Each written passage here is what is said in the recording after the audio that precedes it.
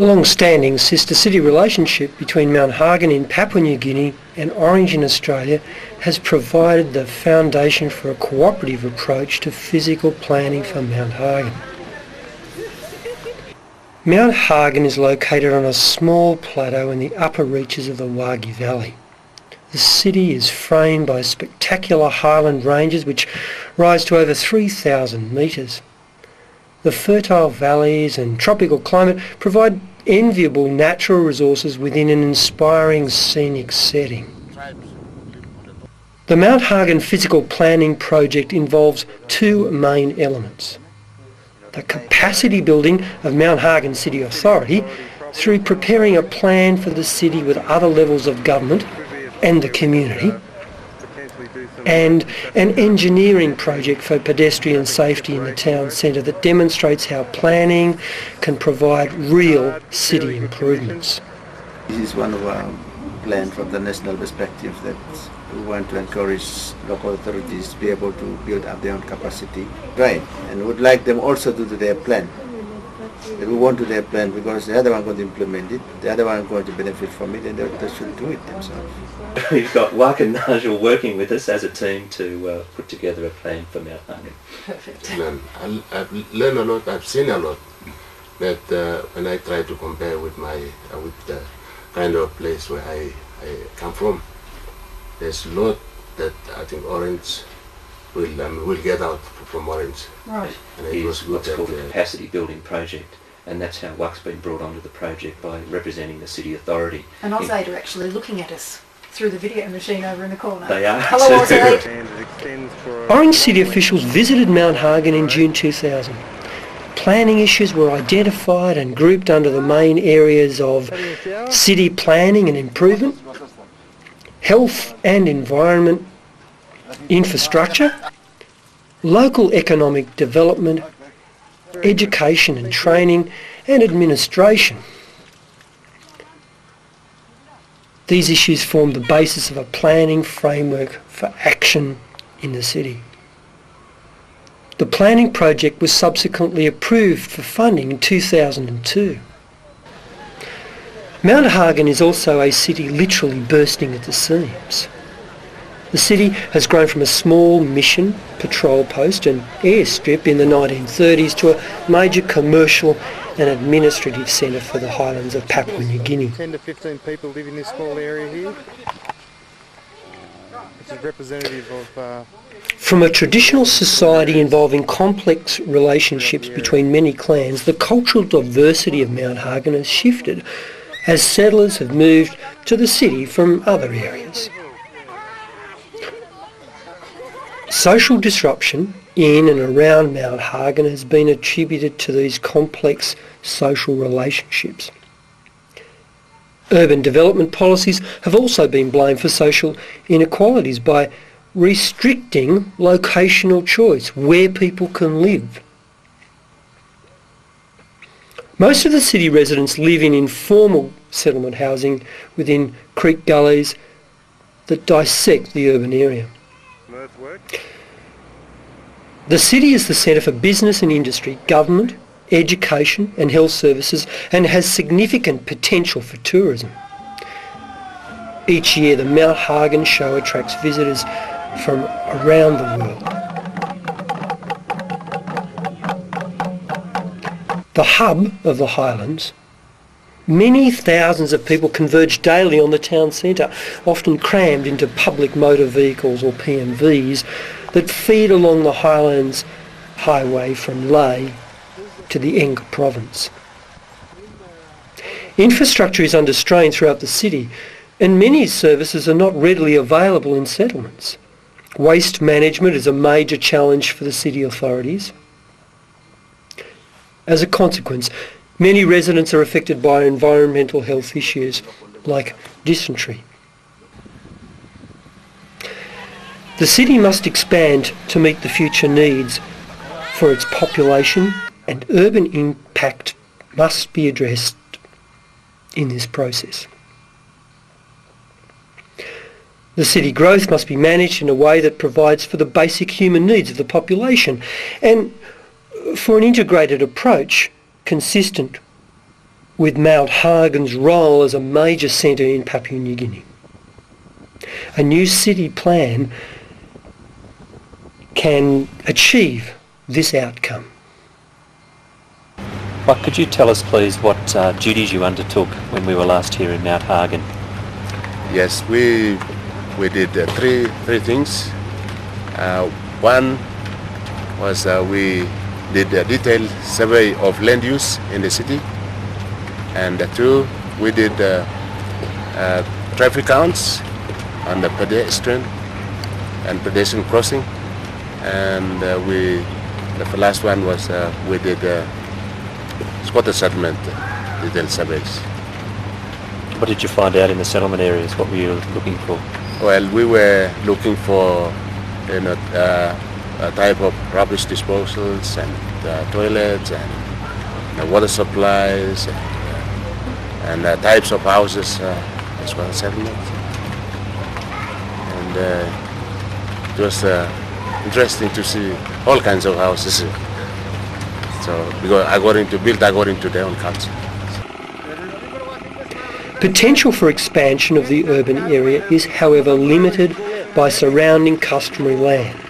The urban development of customary land is difficult, being subject to complex cultural, legal and compensation issues. The administration of a planning project highlights the need to build partnerships with all stakeholders from national, provincial and local government and from within the local Hagen community.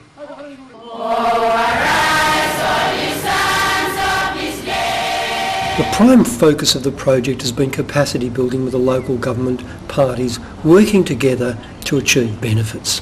To then say, together, how can we work to overcome the problems to ensure that we get even greater success?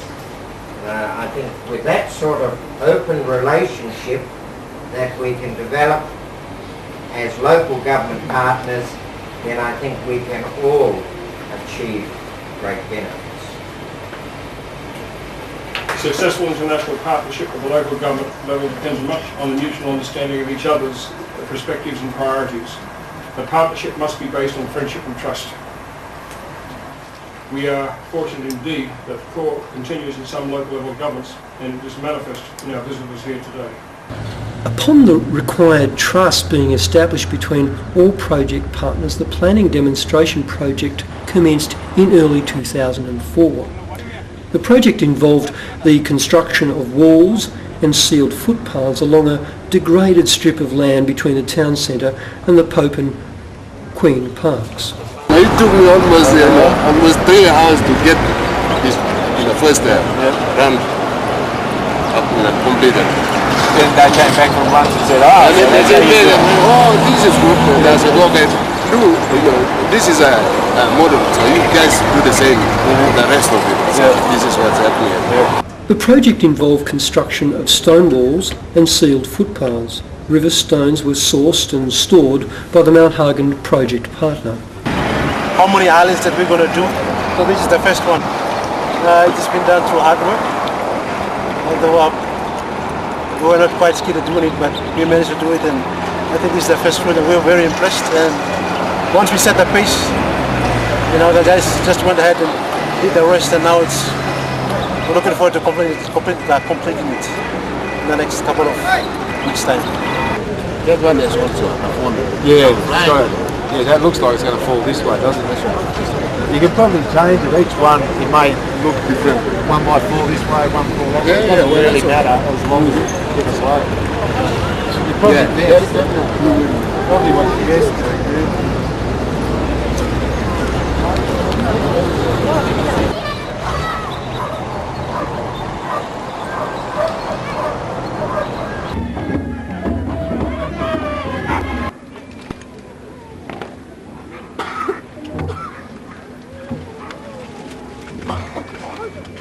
Okay, I will now call upon the Minister for Intergovernment Relations, Peter Packer, and the Lord Mayor for Orange City Council in New South Wales.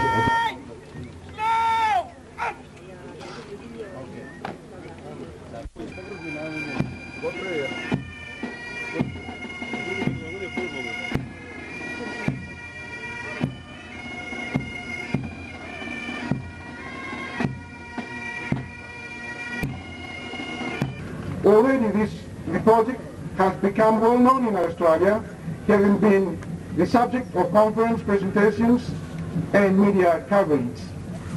It is hoped that it can become a model for other projects where people from different cities throughout the Pacific and Australia can work together. The project is a real example of international cooperation with the direct involvement of people from Australia, Papua New Guinea and Britain through the involvement of the Commonwealth Local Government Forum. The implementation of physical plan of Mount Hagen has many challenges for the city, provincial government and the national government of Papua New Guinea. These challenges require commitment from many levels through strong leadership will overcome. Already there is a commitment from both councils and aid sponsors to progress the implementation of part of the physical plan in the next stage of the plan through the focus of waste management. We can see one benefit from Mount Hagen in the series of projects here in Mount Hagen. Mount Hagen, Orange and Papua New Guinea and Australia will benefit more from the personal knowledge, the friendship, the goodwill built up between our two peoples, our communities, our nations over many years. Until I was saying, this bit of relationship when we come up, you know, saying we come up long one for a year, so let me stop long for the time now, we stop long for the time inside the future for a year for the two. The relationship between sister cities of Mount Hagen has, like a river with many tributaries, several origins. One is the Commonwealth Local Government Good Practice Scheme. Australia councils are developing technical links with authorities in Papua New Guinea and Fiji through Commonwealth Local Government Good Practice Scheme. The idea behind the scheme is simple. Local government practitioners work together. All this bit of local government, when they sit down, they work all one time. Exchanging experience, expertise to address technical issues through targeted and practical action. While you work with a person, they'll help you one-on-one. Most current partnerships are between councils in Australia and Papua New Guinea. Cairns Council is working with the Lay City Council on a waste management project. Orange City Council and Mount Hagen are working together on strategic planning. Townsville City Council and Port Moresby are working on a planning policy. Association to association links are possible, and the Local Government Association of New South Wales and Papua New Guinea Urban Local Government Association are working together on this capacity building.